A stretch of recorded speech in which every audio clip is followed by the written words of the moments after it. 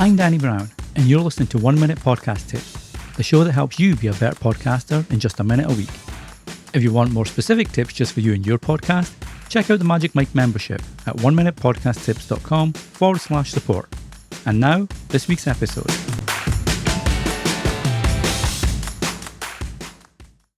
With the news that Apple Podcasts will now support individual episode artwork when iOS 17 is released in September, a lot of podcasters are now asking should they use individual episode artwork. And much like anything, there's a pro and con to each. The biggest pro is it helps your episodes stand out on podcast apps, which is great for something like movie podcasts, for example, where you include the movie title, artwork and more. Or if you have an interview podcast, you can use an image of your guest. However, the pro can also lead to the con, and that con is it can delete your podcast brand as well.